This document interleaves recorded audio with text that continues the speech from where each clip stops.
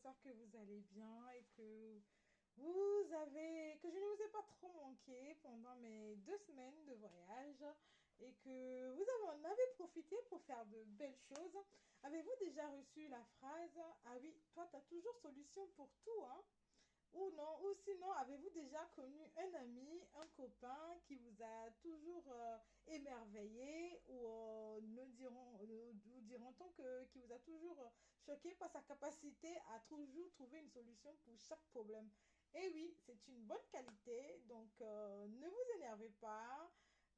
C'est ce dont on va parler aujourd'hui. Je ne sais pas si vous avez déjà eu la possibilité d'échanger concernant cette thématique avec vos amis, votre entourage. Et si, qu'est-ce que vous pensez? Ça serait intéressant d'en savoir un peu plus sur votre pensée, votre manière de voir la chose. Vous avez probablement eu l'opportunité déjà de remarquer que dans ce monde, dans ce nouveau monde de l'IA, les choses changent rapidement, les technologies évoluent vite, les transformations, les changements sont déjà, en tout cas, sous notre nez. On ne peut plus faire retour en arrière ou fuir le problème. Donc, on est obligé, en tout cas, de s'adapter, de pouvoir naviguer correctement dans ce nouveau monde de l'IA. Et oui, les amis, bienvenue sur la chaîne Cloud Service Déploie, la chaîne où on vous parle de l'IA, du cloud, de l'automatisation et de tout ce qui va vous permettre de survivre à la transformation digitale qui s'annonce, en tout cas, ou qui a déjà commencé, si vous n'êtes pas encore dans le bain avec nous. Oui, nous allons parler de cette compétence qui permet de pouvoir faire de beaux projets, réaliser de belles implémentations de solutions, de transformer les équipes, d'innover dans beaucoup de secteurs d'activité. Vous vous en doutez bien, il s'agit de la compétence de problem solver. Moi, je dis que cette compétence est une compétence qui englobe beaucoup de traits de caractère. Et j'en ai quand même, je me suis focalisée sur les trois principaux, on va dire, traits de caractère qui revient par rapport à cette compétence qui est très utile, en tout cas qui sera très utile dans ce nouveau monde de technologie de l'IA. Cette compétence a pour, on va dire, le premier trait qui revient souvent, c'est l'audace. Oui, les amis. L'audace, c'est un peu ça qui va vous permettre de prendre les challenges, c'est-à-dire de dire, on vous donne ce challenge, de dire, ah oui, je l'accepte, je vais le faire. Sinon, vous risquez de vous retrouver, en tout cas, ou sinon d'être quelqu'un qui fuit devant le défi, le challenge. Donc, si vous n'avez pas de l'audace, c'est le moment de le développer. Pourquoi? Parce que tout simplement, l'audace permet de pouvoir embrasser de nouvelles choses sans forcément être, on va dire, compétent ou avoir toutes les expertises nécessaires. Je prends un exemple, comme vous le savez, hein, moi c'est Miss Pratico-Pratique, donc je prends un exemple qui est plus parlant, en tout cas pour moi et pour vous. La plupart du temps, c'est moi quand je voulais commencer mon projet de sous-location, on m'a dit ah oui, mais qu'est-ce que tu vas faire en sous-location? Tu sais même pas comment changer une ampoule. J'avais aucune idée de où se trouve, mais on va dire les câbles électriques, les câbles d'eau et autres des installations dans un appartement. Donc, vous pouvez imaginer mon niveau de compétence dans le domaine, vous voyez, les amis. Mais cela m'a permis de me dire, mais cela ne m'a pas arrêté de pouvoir prétendre à aller faire une entreprise dans la sous-location et pouvoir implémenter mon projet. Donc voilà, c'est cette audace-là qui va vous permettre d'embrasser de nouvelles choses sans forcément être sûr à 100% de réussir le challenge et de venir à bout de ce nouveau défi.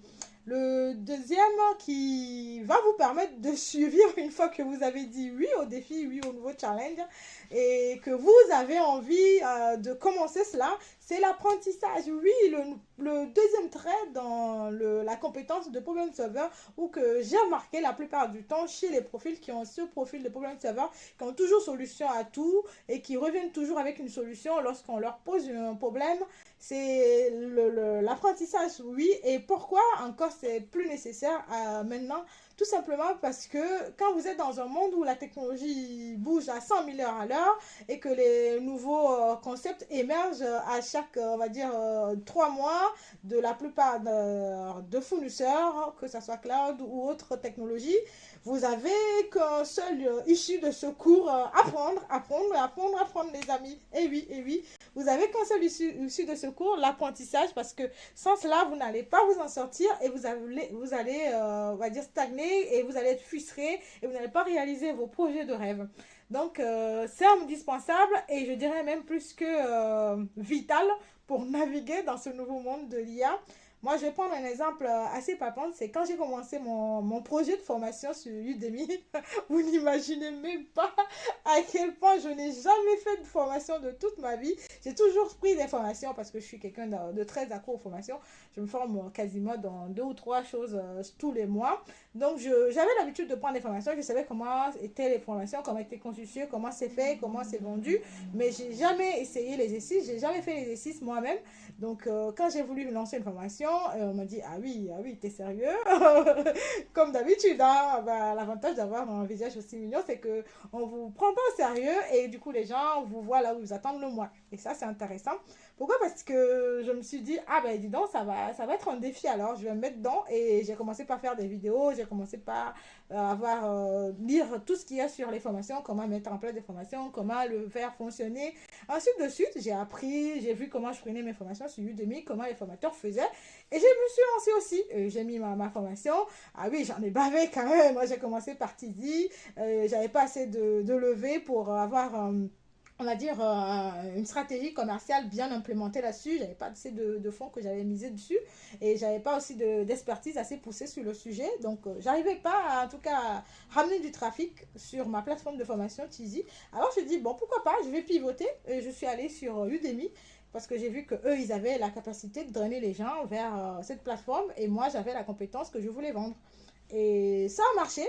J'ai pris quand même 6 bons mois de claque par ici, par là. Mais ça a marché. Je suis restée plus de 7 mois, la formation la plus notée sur Udemy pour une personne qui n'a jamais lancé de formation et qui n'a jamais eu le culot ou le toupet de faire une formation. Vous voyez ça? Donc tout ça parce que j'apprends et je m'adapte. Et pour moi, ces 2 compétences-là sont indissociables ces 2 traits-là sont indissociables pour la compétence de problem solver, tout simplement parce que si vous ne pouvez pas apprendre, adapter rapidement, ça va être difficile d'être un problem solver. Ah oui, parce que vous n'aurez pas réponse à tout. Moi, je me rappelle, j'ai des chefs qui me disent, ah oui, étonnant, on a tel problème, et il faudra qu'on trouve un moyen de pouvoir avancer, de faire fonctionner le programme ou le projet. Et d'habitude, moi, j'ai le visage comme ça, j'essaie de comprendre, je dis, oula, je cours. Et le lendemain, tu verras avec toujours une solution. Et d'ailleurs, des fois, ils se disent, ah oui, elle a encore une solution, celle-là. Donc, vas-y, tu verras le lendemain avec une solution et quelque chose pour, en tout cas, trouver déjà les premières pistes pour élaborer un plan pour trouver le moyen de s'en sortir. Donc, vas-y, c'est indispensable, c'est capital d'avoir ces 2 traits réunis ensemble en un, qui est l'apprentissage et l'adaptation. La troisième, ça va être aussi 2 traits qui se complètent toujours, qui sont la créativité et la résilience. Ah oui, si vous êtes un bon créatif, mais vous n'avez pas la résilience qu'il faut pour faire valoir votre art, faire valoir votre vision, votre capacité, votre solution, ou je ne sais ce que vous proposez à travers votre créativité, ça va être difficile en tout cas de vous valoriser et de surtout ramener votre créativité à un niveau supérieur. Pourquoi? Parce que tout simplement, la créativité, ça va vous permettre de créer la solution. Ah oui, pour être un problème solver, il faut proposer des solutions, c'est sûr.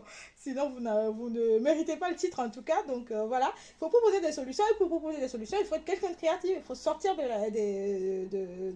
on va dire, du boss commun, de la pensée commune. C'est ça exactement, c'est le mot que je cherchais. Il faut sortir de la pensée commune et aller chercher au fond de vous la solution. Donc, si vous n'avez pas cette capacité de sortir du point commun, de créer, d'aller chercher, analyser, identifier, voir ce qui a été fait dans d'autres domaines et de l'adapter par rapport à votre problème actuel, ça va être difficile, en tout cas, de mériter ce titre de problem solver ou ne serait-ce que de bien naviguer dans ce monde de l'IA. Et d'ailleurs, hein, en tant que problem solver, on en a plusieurs profils qui souvent reviennent dans les posts parce que moi, je pense que c'est pas un post, mais c'est plutôt une manière de faire son travail, d'exercer son métier, d'exercer son activité. Vous avez les services managers, vous avez les programmes managers, les chefs de projet, vous avez des consultants. C'est des profils qui sont souvent problem solvers parce qu'ils ont la capacité et l'envie de proposer des solutions. Moi, je dirais que proposer des solutions, c'est quand même quelque chose qui donne beaucoup d'épanouissement parce que ça vous permet de dire que, ah oui, j'en suis capable, ah oui, je peux le faire, tu vois. Et à la fin, vous êtes très, très contente d'y arriver, de réussir. Bien sûr, hein, vous allez apprendre parce que vous n'avez pas toutes les réponses, vous n'avez pas toutes les compétences, ce qui est normal parce qu'une personne ne peut pas tout savoir.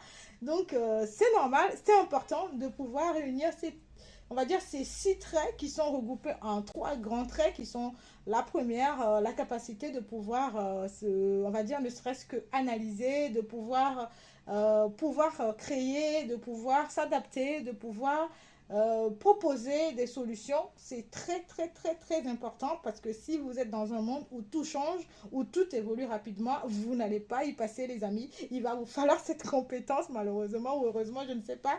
Mais pour nous, les personnes qui adorons le fait de trouver des solutions, de relever des défis, en tout cas, c'est un plus, mais si ce n'est pas le cas pour vous, ça s'apprend, ça s'acquiert, c'est des traits qu'il faut développer.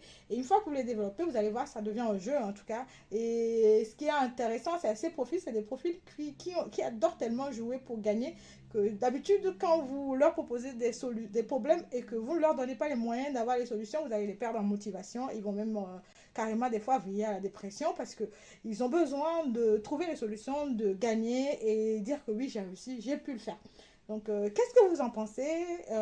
J'aimerais quand même qu'on commence un peu en douceur avec cette thématique avant de revenir sur nos sujets passionnants de l'IA, de l'automatisation, du cloud, bien sûr, les amis, et de pouvoir découvrir et décortiquer ensemble les nouvelles pépites.